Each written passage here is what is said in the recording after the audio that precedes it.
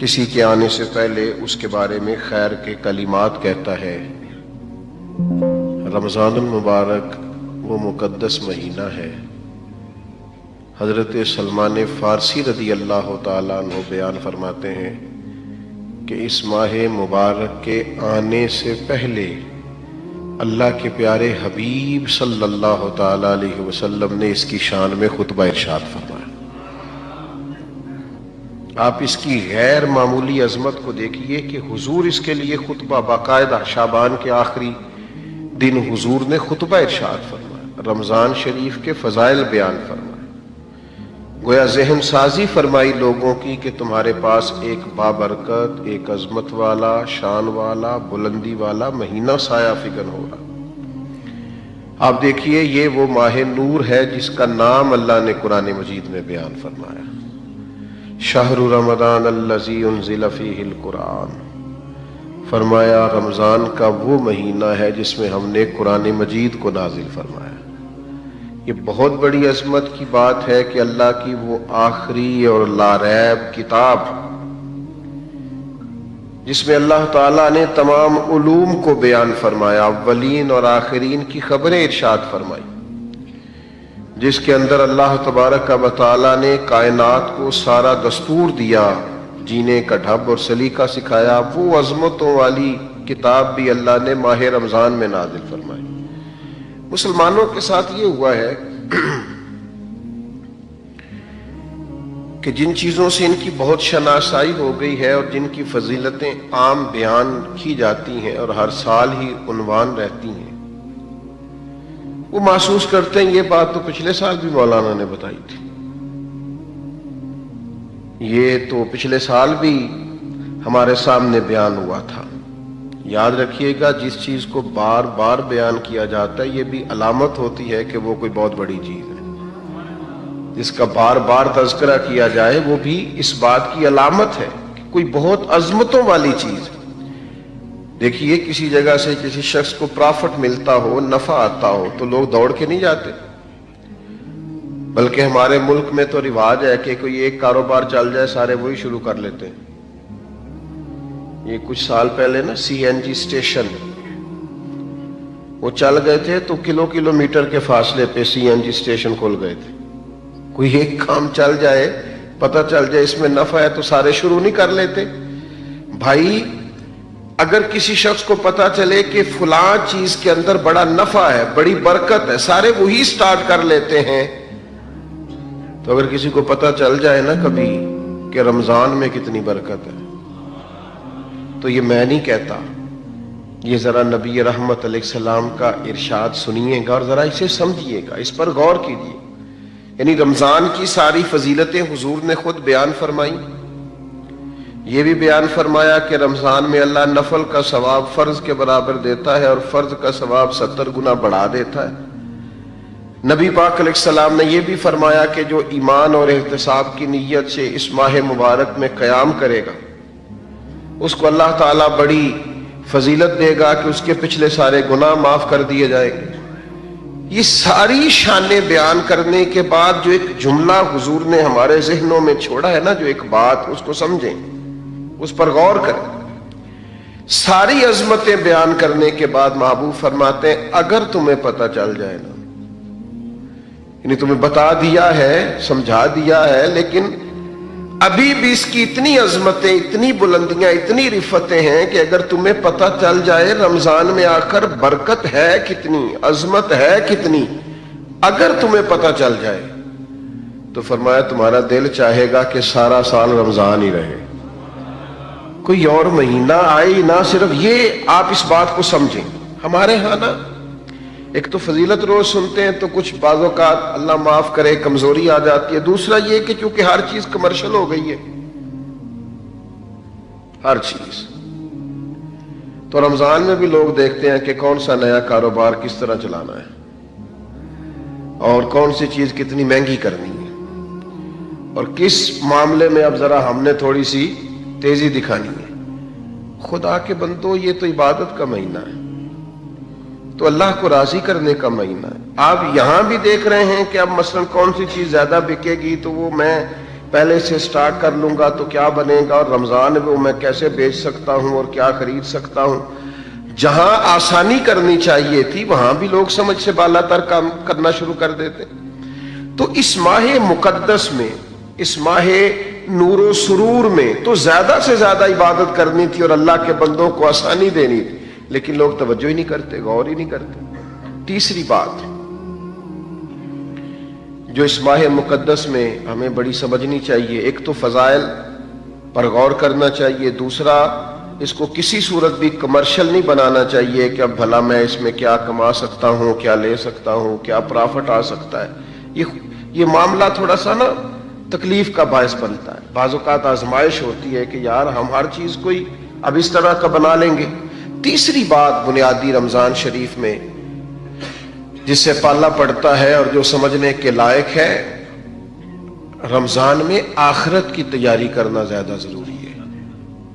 یہ ایک خاص بات ہے جو ہمارے اندر عام ہو گئی ہے، اس پر آپ نے توجہ کرنی ہے۔ رمضان میں آخرت کی تیاری کرنی، اور ہر عشرے کی اپنی فضیلت ہے، آخری عشرے میں سب سے زیادہ آخرت کی تیاری کرنی۔ ہم نے رمضان میں آخرت کی تیاری کرنی تھی، ہم سارا رمضان عید کی تیاری کرتے رہتے ہیں۔ کئی دن گزر جاتے ہیں بازاروں میں کپڑے خریدتے، پھر کئی دن گزر جاتے ہیں ڈیزائن پسند کرتے کہ سلوانا کون سا ہے، پھر یہ کہ 3 دفعہ گیا جوتا لینے۔ آپ نے سارا رمضان عید کی تیاری پہ لگا دی۔ ضرور نئے کپڑے خریدیں، ضرور نئے جوتے خریدیں، ضرور آپ اجلا لباس پہنیں، لیکن رمضان تو آخرت کی تیاری کے لیے۔ اگر آپ کا سارا وقت بازار میں گزر گیا تو آپ نے اس سے کیا حاصل کیا؟ چاہیے تو یہ تھا کہ کپڑے یہ رمضان سے پہلے خرید لیے جاتے، سلوا لیے جاتے۔ اب تو موسم کا بھی پتہ چل جاتا ہے کن دنوں میں کیسا ہوگا۔ اب تو یہ بھی کسی حد تک آسانیاں ہیں۔ رمضان المبارک سے پہلے سارے لین دین کر لیے جاتے۔ بزرگوں کی، صحابہ کی ایک بڑی تعداد تھی جو مہینہ مسجد میں گزارتے تھے رمضان۔ کہتے تھے وقت ضائع نہیں کرنا، پتہ نہیں دوبارہ ہاتھ آئے کہ نہ آئے، اس کو ضائع نہیں کرنا۔ تو میرے بھائی ان 3 چیزوں پر سب سے زیادہ سب سے پہلے اہمیت دیں کہ جو فضائل ہیں ان کو ذہن میں بٹھائیں کہ شان کتنی۔ دوسرا کوئی کمرشل، میں بعض اوقات بڑی تکلیف محسوس کرتا ہوں جب میں اپنے حج اور عمروں کو کمرشل بنا ہوا دیکھتا ہوں نا، تو میں سوچتا ہوں کہ کن کن چیزوں کی ہم نے دکانیں ڈال لی۔ ضرور آپ اس سے جس حد تک ہو سکے آپ کام کریں، لیکن یہ کہ آپ نے ہر چیز کو بیچنا خریدنا شروع کر دیا ہے۔ یہی حال رمضان کے ساتھ ہوتا ہے۔ بہت سارے معاملات میں ہم دیکھتے ہیں کہ کمرشلزم بڑا عروج پہ، اور تیسری بات یہ کہ سارا ٹائم نئے نئے ملبوسات خریدنے میں ضائع کر دیتے ہیں۔ تو 3 باتیں تو یہ سمجھیں۔ پھر 3 عبادات ہے رمضان کی۔ پہلے تو روزہ رکھنا ہے، اور روزہ اس طرح رکھنا ہے کہ روزہ صرف پیٹ کا نہ ہو، تھوڑا زبان کا بھی ہو۔ حضور نے فرمایا تم سے کوئی لڑنا جھگڑنا چاہے تو اسے کہہ دو میں نے روزہ رکھا ہوا ہے۔ فرمایا جس نے جھوٹ بولنا نہیں چھوڑا، غیبت نہیں چھوڑی، اس کے بھوکا پیاسا رہنے کی اللہ کو کوئی ضرورت نہیں ہے۔ آپ یہ پابندی کر کے دیکھیں۔ روزہ تقوی کا سبق اور درس دیتا ہے۔ تھوڑا اپنے آپ کو پابند کریں کہ رمضان المبارک کا ماہ نور ہے، میں نے جھوٹ زبان سے نکالنا ہی نہیں، میں نے کوئی خلاف واقعہ بات نہیں کرنی، کچھ بھی ہو جائے مجھے زیادہ گفتگو ہی نہیں کرنی چونکہ میں روزہ دار ہوں۔ حضور علیہ السلام کی بارگاہ میں خواتین حاضر ہوئی تھیں، تو انہوں نے کہا کہ ہم نے روزہ رکھا ہوا ہے۔ تو محبوب نے فرمایا یہاں قے تو کرو۔ تو قے کی تو گوشت کے لوتھڑے اور بوٹیاں ان کے حلق سے نکلیں۔ تو کریم فرمانے لگے تم نے وہاں بیٹھ کے غیبت نہیں کی؟ تو حالت روزہ میں تم نے مردہ بھائی کا گوشت نہیں کھایا؟ تم نے غیبت نہیں کی؟ تو بھئی آپ نے رب روزہ رکھنا ہے تو پھر تھوڑا سا اپنے آپ کو سمجھانا ہے۔ کوئی جھوٹ نہیں، کوئی غیبت نہیں، کوئی بدی نہیں، کوئی بددیانتی نہیں، کوئی بد نظری نہیں، کوئی بے حیائی نہیں۔ رمضان المبارک کا چاند طلوع ہوتے ہی اب اپنے آپ کو پورے طور پر کنٹرول کریں۔ رمضان محتاط رہنے کا مہینہ ہے، اس میں تھوڑی سی احتیاط کریں، اس میں تھوڑا سا غور کریں۔ اور اب تو الزام بھی کسی پہ نہیں دے سکتے کہ فلانے نے کرایا، شیطان تو ویسے ہی قید ہوتا ہے، اب تو اس کا نام لے کے جان بھی نہیں چھوٹے گی، وہ تو قید میں ہے، اب تو اپنے آپ پر پابندی ہی لگانی ہے، اب تو یہ کہ کنٹرول کرنا ہے۔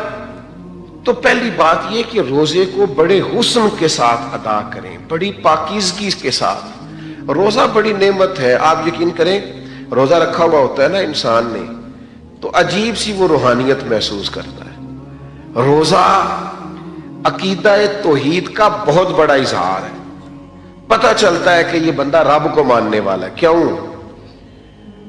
کہ آپ گھر کے اندر اکیلے ہیں اور دروازے سارے بند ہیں اور کھانے کو ہر چیز پڑی ہے، تو کیوں نہیں کھول کھا رہے آپ چوری لوگوں سے؟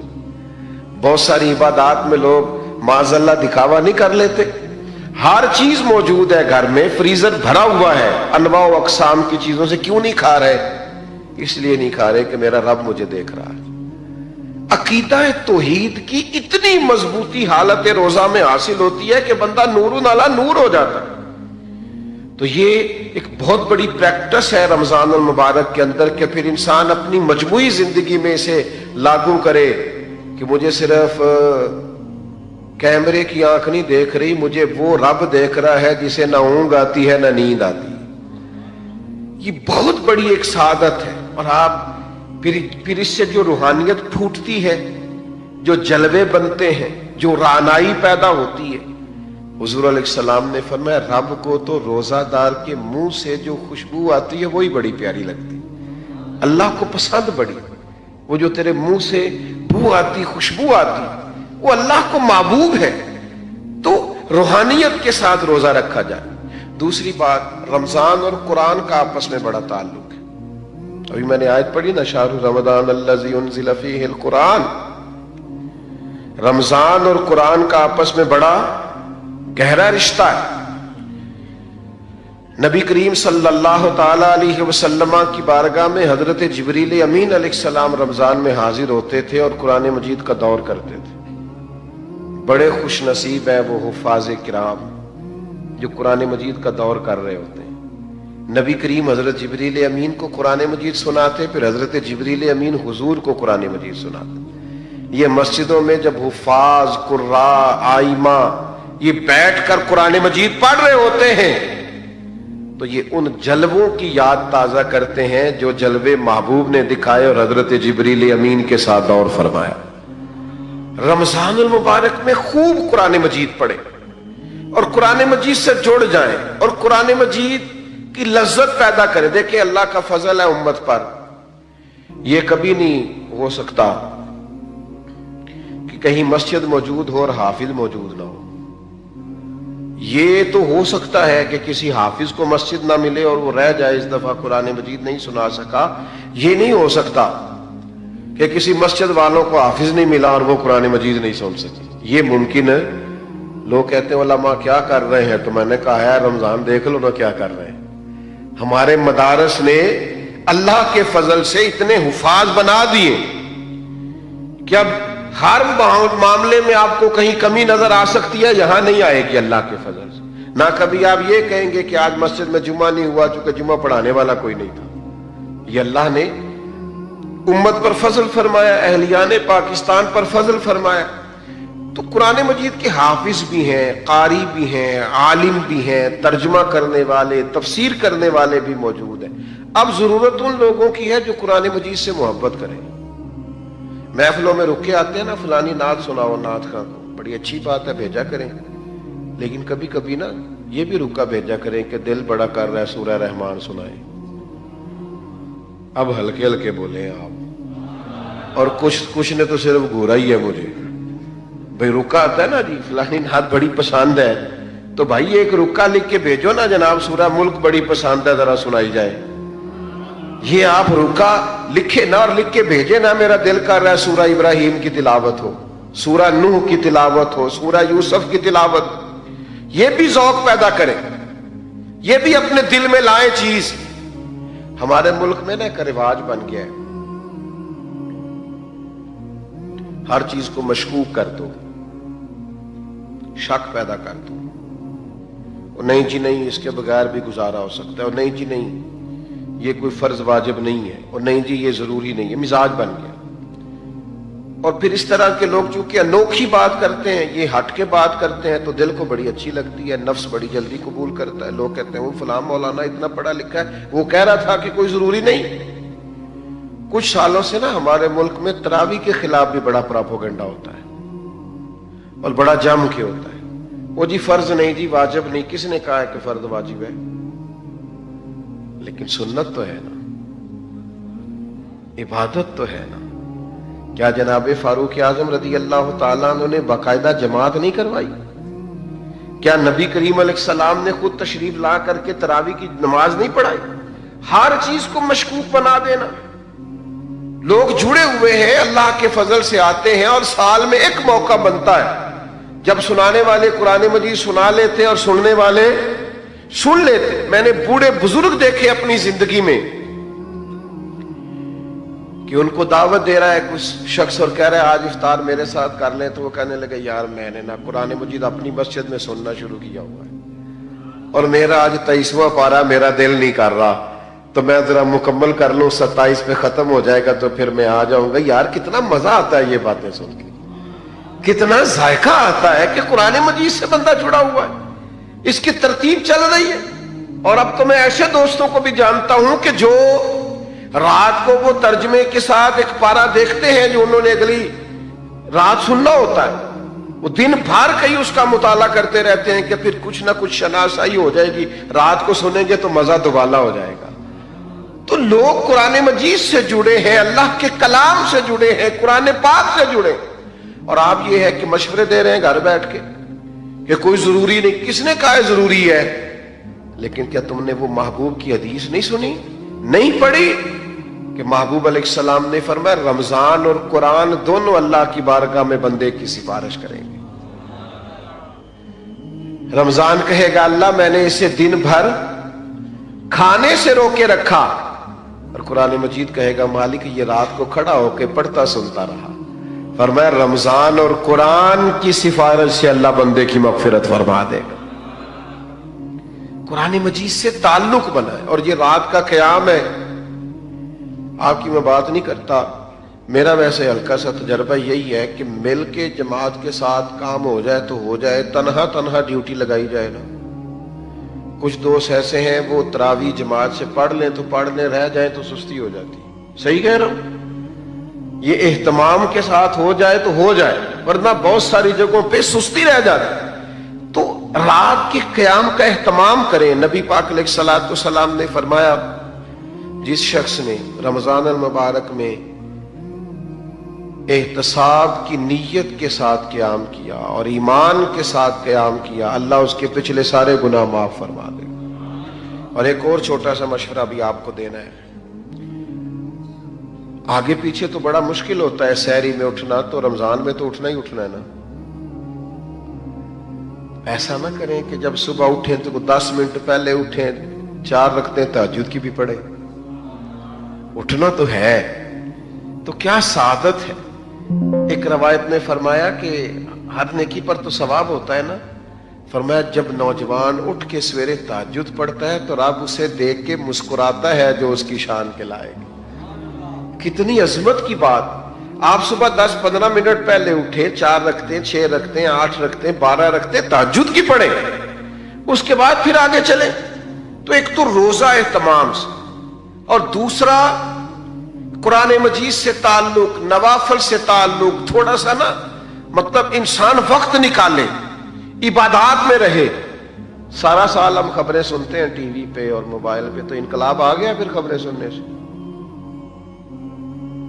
اگر کہ ملک تبصروں سے ٹھیک ہوتا نا تو سب سے پہلے پاکستان ٹھیک ہونا تھا، اس لیے کہ جتنے تبصرے ہمارے ملک میں ہوتے ہیں کسی اور جگہ بڑے تبصرے، ہر آدمی کی جیب میں موبائل ہے اور ہر بندہ ہی صحافی ہے، ہر ایک کے پاس یہ اندر کی خبر ہے اور سارے ہی تبصرے کر رہے ہیں۔ میرے بھائی 1 مہینہ تبصرے رہنے دو، میری تو مانو تو خبریں بھی رہنے دو۔ آپ 1 مہینہ اپنے آپ کو قرآن مجید سے جوڑو، آپ کوشش کرو خوب توجہ کے ساتھ اللہ کی عبادت۔ اور ایک تیسری عبادت جو بڑی اہم ہے رمضان میں، اور وہ ہے اللہ کے راستے میں خرچ کرنا، خیرات کرنا، سخاوت کرنا۔ یہ سخاوت صرف امیر آدمی کی ڈیوٹی نہیں، غریب ذرا زیادہ غور سے سنیں کیا کہہ رہا ہوں۔ نبی پاک علیہ السلام نے فرمایا تم ایک کھجور اللہ کے راستے میں دیتے ہو نا، ایک کھجور، پھر سنو کیا عرض کر رہا ہوں، ایک کھجور تم اللہ کے راستے، کیا مثلا قیمت ہے آج ایک کھجور کی، اور ہمارے ہاں کیا حیثیت ہے؟ فرمایا ایک کھجور جب تم اخلاص کے ساتھ اللہ کے راستے میں دیتے ہو، اللہ تبارک و تعالیٰ اسے قبول فرما کے اپنے سیدھے دستے مبارک میں لیتا ہے جو اس کی شان کے لائق ہے، اور فرمایا تمہاری اس ایک کھجور کی اللہ نشو و نما کرتا ہے، اسے پالتا ہے، بڑا کرتا ہے۔ فرمایا وہ ایک کھجور اللہ تعالیٰ پہاڑ کے برابر کر دیتا ہے۔ اور ایک یہاں تو ایک کھجور کی بات ہے نا، ایک حدیث میں حضور نے فرمایا دوزخ سے بچ جاؤ، چاہے کھجور کا ایک ٹکڑا صدقہ کر کے بچ جاؤ، لیکن دوزخ سے بچ جاؤ۔ کچھ خیرات، کچھ صدقات اس کا مزاج پیدا کرے۔ اور ہمیں تو دین نے یہاں تک کہا ہے، سخاوت یہاں سے شروع کرنے کا فرمایا کہ گوشت بناؤ تو شوربہ زیادہ کر لیا کرو، پڑوسیوں کو بھی شامل کر لو۔ نبی کریم علیہ السلام نے فرمایا شوربہ ذرا زیادہ کر لو اور پڑوسیوں کو شامل کر لو۔ کچھ لوگ سخاوت کا مزاج نہیں رکھتے، وہ کہتے ہیں میں خود بڑا غریب ہوں۔ او بھائی بانٹنے کا مزاج تو بنائے، اللہ عطا بھی کرے گا۔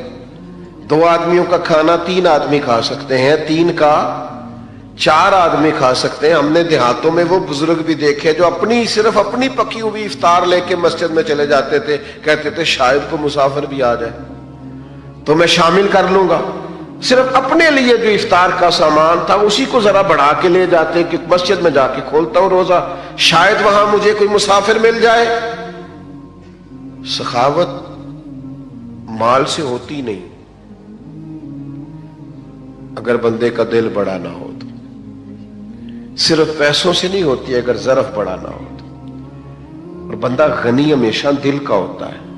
کتب حدیث میں پورا باب ہے کہ بندہ دل کا غنی ہوتا ہے۔ اس لیے درویش نے کہا تھا مالاں والے سخی نہیں ہوندے تے سخیاں کول مال نہیں ہوندا، مالاں والے سخی نہیں ہوندے تے سخیاں کول مال نہیں ہوندا، ہاں ایتھے اوتھے دوویں جہانی سخی کنگال نہیں ہوندا۔ یہ مت سمجھنا پھر اس کے پاس ہوتا کچھ نہیں، وہ کرتا سخاوت ہے، پر کیا بات، وہ کنگال نہیں ہو سکتا، ہر وقت اس کی جیب بھری رہتی۔ میرے بھائی خوب سخاوت کریں۔ نبی پاک علیہ السلام نے فرمایا کسی کو روزہ افطار کراؤ، جتنا ثواب اسے رکھنے کا ملے گا اتنا تمہیں افطار کرانے کا ملے گا۔ اور فرمایا یہ تو اس کے لیے بیان کیا جو صرف ایک گھونٹ پانی سے یا ایک کھجور سے افطار کرائے، جو پیٹ بھر کے کھلائے اس کا تو اجر وراء الورا ہے۔ نبی پاک علیہ السلام کی سخاوت رمضان میں بڑھ جاتی تھی، حضور قیدیوں کو رہا کرتے، بانٹتے، زیادہ سے زیادہ دیتے اللہ کے راستے۔ لیکن ہمارے ہاں سیاسی افطاریاں ہوتی ہیں، سیاسی، یعنی اپنے اپنے تعلق والوں کو بلایا کسی VIP جگہ پہ، اور وہاں جناب بہترین اچھے کھانے بوفے شوفے لگائے، تو جو غریب بیچارے جن کا حق بنتا تھا، جن کے لیے ضرورت، وہ مجھے بچے کہنے لگے ہم روز دسترخوان لگاتے ہیں، بڑے لمبے خرچے ہیں۔ تو میں نے کہا بتاؤ کبھی کوئی امیر بھی آ کے بیٹھا ہے تمہارے دسترخوان؟ کہنے لگے نہیں، غریب لوگ ہی آتے ہیں۔ تو پھر میں نے کہا تم اللہ کی اس بات پر راضی نہیں ہو کہ رب کریم نے توجہ دلا دی ہے، یہاں آ جاتے ہیں غربا کہ چلے یہاں افطار کر لو، بہت بڑی سعادت ہے۔ بہت سارے لوگ ایسے ہیں جن کو ضرورت ہوتی ہے، لیکن ہمارا مزاج یہ ہوتا ہے کہ ہم اس کو بھی نا، رمضان کی افطاریاں بھی ان کو بھی دنیا داری بنا لیتے ہیں، ووٹ پکے کرنے کے لیے، تعلقات پکے کرنے کے لیے، گاہک اور سیلز مین پکے کرنے کے لیے، اسی میں اس کو بھی لگا دیتے ہیں۔ کچھ کام جنت پکی کرنے کے لیے بھی کر لینے چاہیے۔ وہ ایک درویش سکول چلاتے تھے نا، تو وہ جو بچہ بھی آ کے منت کرتا نا، ان کا وہ کلرک جو تھا، جو ایڈمن کا آدمی داخلہ کرتا تھا، تو فیس رکھی ہوئی تھی داخلے کی، تو وہ اس کے پاس لوگ جاتے، وہ فیس بتاتا تو وہ آ کے ان سے کہتا جناب وہ فیس مانگ رہے، کہتے اس کو فری داخل کر لو، غریب ہے۔ 2 بھی داخل کیے، 4 بھی کیے، 6 بھی کیے، وہ درجنوں روزانہ فری داخل ہونے لگے۔ تو وہ اس کا جو اس نے ملازم رکھا تھا کلر کوٹ کے آیا، کہنے لگا صاحب آپ سارے بچے فری داخل کر رہے ہیں، اس طرح کاروبار تو نہیں نہ چلتے، اس طرح کام تو نہیں نہ چلتے۔ تو اس نے کہا تمہیں کس نے کہا ہے میں کاروبار کر رہا ہوں؟ کہا پھر آپ کیا کر رہے ہیں؟ کہنے لگے میں اپنے جنازے کے بندے پکے کر رہا ہوں، میں اپنے جنازے کے، کسی کو کہنا نہ پڑے میرے لیے دعا کر، کچھ پکے ہو جائیں، جب میں جاؤں مروں تو ان کے دلوں سے دعا نکل جائے، اکھاں جدوں میٹیاں زمانہ مینوں روے گا، اپنا تے اپنا بیگانہ مینوں روے گا، جدوں نہ میں دسیا میں خاراں نوں میں خانے وچ جام ٹوٹ جان کے، میں خانہ مینوں روے گا، کئی لک لک رون گے تے کئی بک بک رون گے، گلیاں دا یانا تے سیانا مینوں روے گا۔ او بھائی آپ کچھ ایسا تو کریں کہ کچھ جنت بھی پکی ہو، کچھ جنازے کے بندے بھی پکے ہوں۔ ساری دنی رمضان میں بھی افطار کرانے لگے تو وہی آپ نے پکے کر لیے اپنے ووٹر سپورٹر اور سیلز مین اور گاہک، کس چکر میں پڑ گئے؟ تو میں کہہ رہا تھا کہ ہر چیز کو کمرشل نہ بنائے، یہ ماہ نور و سرور رمضان المبارک، اس میں پوری تیاری کے ساتھ داخل ہوں، پورے حسن ظن کے ساتھ داخل ہوں، ساری برکات اس کی سمیٹنے کی کوشش کریں۔ 3 باتیں میں نے شروع میں نصیحت کی عرض کی، پھر 3 عبادات پہ زور دیا، اب 3 گزارشات کرنی ہیں آپ سے، کر لوں جی؟ چلیں جمہوری ملک ہے، آپ سارے نہیں بول رہے، کر لوں بات؟ ایک تو رمضان میں غصہ نہیں کرنا، مشکل کام بتا دیے، غصہ نہیں کرنا، نہ گھر والوں پہ نہ باہر والوں پہ۔ کچھ لوگ باہر بالکل نہیں کرتے، گھر بہت زیادہ کرتے ہیں، تو غصہ نہیں کریں، چھوڑ دیں۔ اس سے نا روحانیت پہ بڑا اثر پڑتا ہے۔ کبھی کبھی غصہ انسان کو تکبر تک لے جاتا ہے، وہ خطرناک صورتحال ہو جاتی ہے، روحانی زندگی میں بڑی تباہی مچاتا ہے۔ دوسری گزارش آپ سے یہ کرنی ہے کہ ماہ رمضان المبارک میں کوشش کریں، آپ جن سے آپ ناراض بھی ہیں نا، اگر کچھ ایسا ہے نا کہ آپ ان کو معاف نہیں کر پا رہے تو رمضان میں کر دیں معاف، بوجھ اتر جائے گا۔ آپ تو معاف کر کے جائیں نا اللہ کی بارگاہ، آپ تو گنجائش پیدا کریں نا، آپ نے روزے رکھنے، اللہ کے حضور حاضر ہونا، معاف کر دیں۔ یہ معافی بڑی برکت والی چیز ہے، کلیجہ ٹھنڈا ہو جاتا ہے۔ بدلہ لے کے انسان تنگ ہوتا ہے، انتقام لے کے اور زیادہ گھٹن فیل ہوتی ہے، لیکن معاف کرنے سے سکون پیدا ہوتا ہے، ٹھنڈک محسوس ہوتی ہے۔ تیسری میری گزارش آپ سے یہ ہے، رمضان المبارک میں لوگوں کے لیے آسانیاں کرنے کی کوشش کریں، خود سے محسوس کر لیں کہ کہاں آپ کی ضرورت ہے اور آپ وہاں پہنچ جائیں۔ اگر آپ کہیں نماز پڑھنے کے لیے بھی جاتے ہیں تو ایثار کا مظاہرہ کریں، دوسروں کو گنجائش دے دیں، دوسروں کو موقع دے دیں۔ اگر آپ کا کہیں لین دین ہے اور سامنے والا تنگ دست ہے تو اس ماہ مبارک میں کم از کم اس کے لیے آسانی رکھیں، گنجائش کریں، جس حد تک ہو سکے دوسروں کو تکلیف سے بچائیں۔ آہستہ آہستہ نہ کچھ شدتیں سی پیدا ہو گئی ہیں مسلمانوں کے دلوں میں، اپنی ذات کے لیے رنجشیں بڑھ گئی ہیں۔ خوبصورت ترین لوگ بھی بعض اوقات حالات کے تقاضوں کی وجہ سے اس طرح کا معاملہ کرتے ہیں جو ان کی شخصیت کے ساتھ میچ نہیں کرتا۔ محسوس ہوتا یار تو بڑا عظیم آدمی ہے، تیرا نہیں بنتا یوں کرنا، تو بہت بڑے قد کاٹ کا آدمی ہے، تیرا معیار بڑا بلند ہے، تیرا نام بڑا اونچا ہے، تیری سوچیں اور تیرے وچار بڑے پائے کے ہیں، تجھے اس طرح نہیں کرنا چاہیے۔ رمضان شریف بہت بڑی تربیت کا ماہ مبارک، کوشش فرمائیں اس میں کہ آپ درگزر سے کام لیں، آپ آسانی کریں، آپ کوشش کریں کہ کسی شخص پر بوجھ نہ بنے۔ میں تراویح پڑھنے کے لیے لوگ آیا کرتے تھے تو ایک دفعہ حافظ صاحب سے نا کچھ ان کو مشابہ زیادہ لگے سنانے میں، تو ایک دوست کہنے لگے کہ میں نے ان سے بات کرنی ہے۔ میں نے کہا آج نہ کرنا۔ کہنے لگے کیا مطلب؟ میں نے کہا آج آپ نے بات نہیں کرنی، اس لیے کہ وہ پہلے خود بڑے ڈسٹرب ہیں، وہ جو زیادہ لگے ہیں نا ان کو درمیان میں جا کے، وہ پچھلوں کی انہوں نے ٹینشن لی ہے۔ کہ میں تو اتنا یاد کیتا سی یہ کی بڑے ہیں، تو آپ کو نہیں پتا تو بوجھ کیوں بنے ہم کسی کی طبیعت پہ؟ تو آج نہ سارے ان کو شاباش دے کے گزر جاتے ہیں، تو کل بات کریں گے، تو اللہ نے فضل کیا کل ایسا ہوا ہی کچھ نہیں۔ تو ہم بعض اوقات اتنا پریشرائز کر دیتے ہیں بعض چیزوں کو کہ جب کوئی بندہ پریشر میں آ کے کوئی کام کرتا ہے تو صحیح بھی کرنا ہونا تو اسے غلط ہو جاتا ہے۔ تو تھوڑی گنجائش دینی ہے، لوگوں کے لیے آسانی کرنی ہے، کہیں بس اسٹاپ پہ، کہیں خریداری کے لیے جائیں، کسی جگہ بھی تھوڑی گنجائش دیں کہ جناب آپ پہلے کر لیں، میں انشاءاللہ کر لوں گا، میرے پاس وقت ہے، ٹائم ہے۔ تھوڑا سا حوصلہ بڑا کر کے جئیں، جینے میں مزہ آئے گا، لطف اور سرور حاصل ہوگا۔ یہ بڑی خوبصورت بزم سجائی گئی اور پھر اتنے خوبصورت عنوان پر کہ ہم نے رمضان مبارک کے تعلق سے کچھ باتیں کی۔ اللہ تعالیٰ اس خیر سے ہمیں بہت زیادہ حصہ نصیب فرمائے۔